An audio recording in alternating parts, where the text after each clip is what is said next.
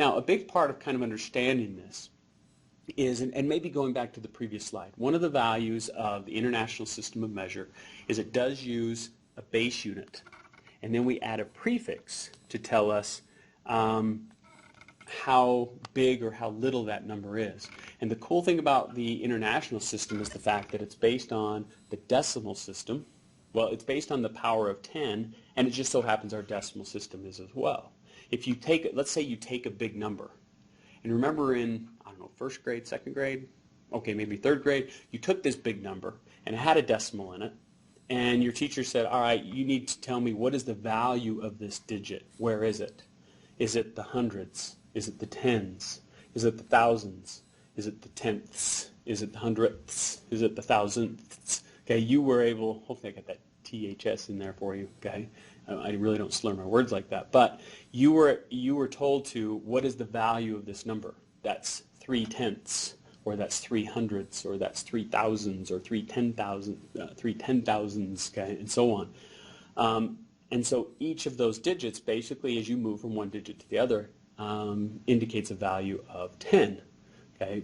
And so 3,000s is 10 times bigger than 300ths, okay, and so on. Well, the metric system, that's all we're doing, is each of those is based on the power of 10. And so as we convert from various units of measure within the metric system, well, what do? Well, we just move the decimal. And so it works really well. Instead of having to remember, okay, there's 16 ounces, okay, in 16 ounces, I guess, in half a quart or whatever. Okay, so we can, it makes it much, much easier for us. Now, the only problem we run into as we use these types of systems is we end up with sometimes some really, really big numbers or really, really small numbers. And we end up with numbers that are huge numbers of zeros, or we end up with really small numbers that are huge numbers of zeros. Because even in our body, when we measure things, we don't have that much of certain things. And so we end up with a lot of little numbers in a lot of cases. And as we measure things scientifically, like, okay, what's the wattage output of the sun? Well, what's the volume of the earth? Well, okay, if we're using volume, that's liters. Well, how many liters would fill the earth, or how many liters of stuff is there if we took the whole earth? Well, that number would be just massive. And so one of the things we do is we want to get rid of all those zeros, and that's where we use exponents. So exponents give us a way that we can shorten the illustration of a certain number to indicate the number without using a huge amount of paper to be able to do that, and then kind of being confused in terms of what number we're dealing with.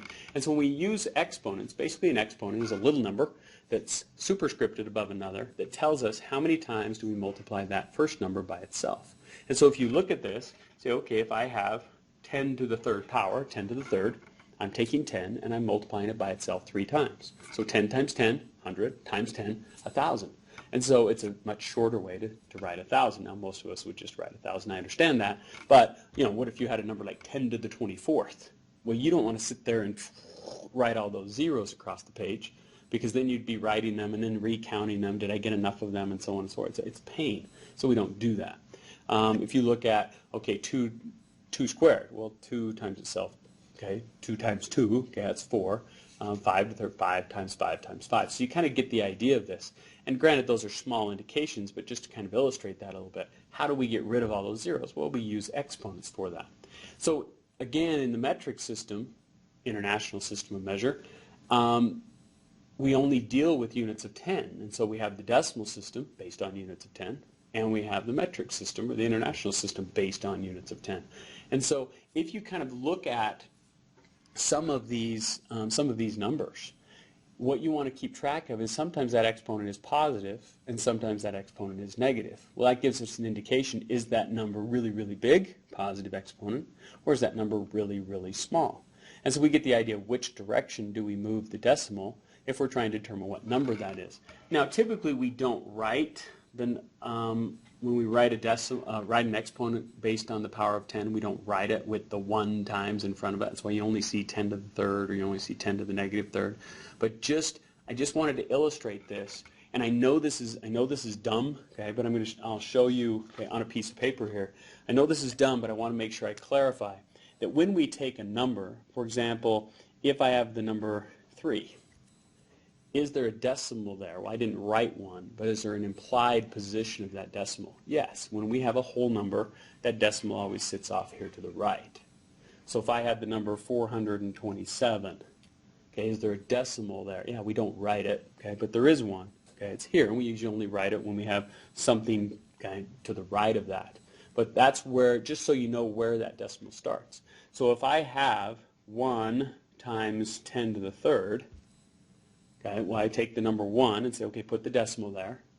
And it's 10 to the third, so I'm moving 3 powers of 10. So I'm moving the decimal 3 places because the decimal system is based on the power of 10. So I'm moving that decimal 3 places. Well, that exponent is positive. So that implies I have a bigger number. So I need to move that decimal in such a way that it generates a bigger number.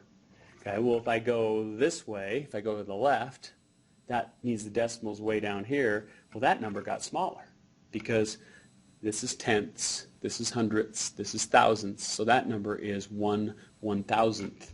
Okay, well, that's a lot smaller than 1. It's like 1,000 times smaller than 1. So I ended up getting a really, really small number. So that's not right.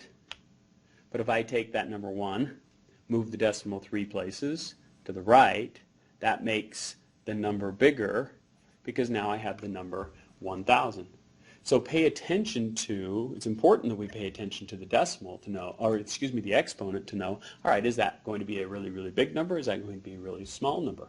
One of the numbers you're going to deal with a little bit in this class, plus you would deal with it definitely in a chemistry class, is the number 6.023 times 10 to the 23rd. Okay, well, that's a huge number. Because you're going to move the decimal, it's positive, so you're going to move the decimal 23 places to make that number bigger. So think about how big that number is and what that number represents. Versus if we just went boop, and put that negative sign on the front, now we're expressing a number that has similar numbers of digits, but it's an incredibly small number. So keep track of where that is so that you can relate it to is that number bigger or is that number smaller? So if we look at, so again we said that the base units of measure, the liter, okay, the kilogram, those base units of measure, the way we modify them, so we don't write big numbers. In other words, if we took something like liters, I really don't want to say I have 5,000 liters. But it's a lot. Well, we don't really use kiloliters, I guess, but I really don't want to use these big numbers. And so the prefixes help us indicate a certain number of something. For example, kilo means 1,000. So if I have a gram and I have a kilogram, use the prefix. Kilo means 1,000, so kilogram is 1,000 grams. Okay, if I did have a kiloliter, liter designates volume, base unit of measure. Kilo on the front means I have 1,000 of them. Okay, when we talk about small numbers like deciliter, deci meaning 1/10, therefore in that situation I have a tenth, okay, of a gram, or what did I use, deciliter, okay, so I have that. So if we look at our prefix, okay, so deci meaning, okay, a tenth, so if I put that on front of liter, so my base unit of measure, I have a tenth of a liter. If I have a gram, decigram, then I have a tenth of a gram. And so those base units of measure become important, and the prefixes become important. Now, these do change. Now, they don't change, but we add some as need arises. For example, when computers initially were beginning to be developed, we measured things in kilobytes, 1,000 bytes. Well, then all of a sudden we started getting bigger, more powerful computers, and so we moved from kilobytes to megabytes. I remember when one of the first little disks came out that had could store 100 megabytes of information. That was like, oh, that was way cool. Okay, or some of the hard drives that first came out, some of the bigger hard drives that first came out, and had, you had a 128 megabyte hard drive, and you thought, okay, the statement people made was, there is no way I'll have enough information, or I would load enough programs to hold 128 megabytes of information. Where okay, that's like nothing now.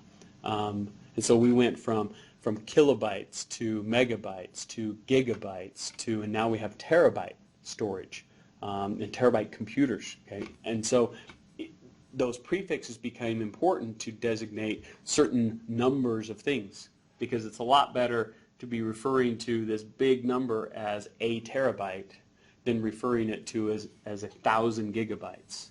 okay, or 10,000 megabytes, and or a million kilobytes, and so on. And so it was a lot easier, okay, to be able to add these prefixes. Now, there's some bigger than this. Okay, for example, right now I think the international systems of measure, the biggest one is Yotta, Y-O-T-T-A, not the little green guy. Okay, that's spelled differently. It's our biggest one in the positive direction, I guess. Okay, our positive exponent.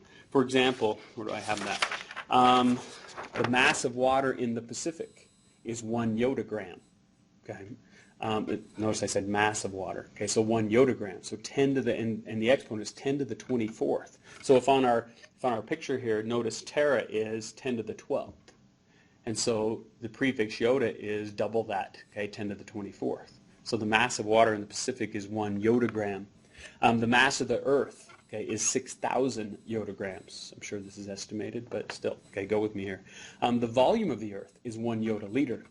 Now, here a year ago, there's a group that says, you know, in some situations, Yotta isn't big enough, and so we need one that's 1,000 times bigger than that. So actually, and this is kind of funny, the prefix they're proposing is Hella, H-E-L-L-A. So if you say, okay, if I have 1 helliliter, okay, does that mean that's a pretty big liter? Okay, I thought it was kind of funny. But anyway, it would be 10 to the, if Yotta is 10 to the 24th, Hella, okay, that they're proposing to use is actually 10 to the 27th. So some measurements they wanted to use it was the wattage of the sun, the distance between galaxies, the number of atoms in a really large sample. That the term Yotta wasn't big enough, and so they need one bigger than that, which you would assume as science advances and whatever, we may need one 1,000 times bigger than that. Now, notice in the graphic that not all, notice it goes 10 to the first power, 10 to the second, third, sixth, ninth. Have there been prefixes in those slots for like 10 to the fourth? Yes. 10 to the fifth? Yes. It's just they really aren't frequently used. Okay? Therefore, they've kind of become obsolete. So these are the ones that are the most frequently used, because why have one that's only one placeholder bigger? Okay, is kind of the thought there. But in science, in medical science, when we measure certain hormones of the body, we actually measure, okay, picograms and nanograms and micrograms. We for sure measure milligrams. Okay, we give milligram tablets to patients. In some cases, the actual amount of drug somebody's getting in their pill is a certain number of micrograms, and so we do use those prefixes, and you want to be familiar with them. When we measure the volume of people's red cells in their body, okay, we measure using some of these smaller units. And the amount of hemoglobin in red cells, we measure, for example, picograms in that situation. So it is important that we understand what they mean, and we're going to kind of convert between them.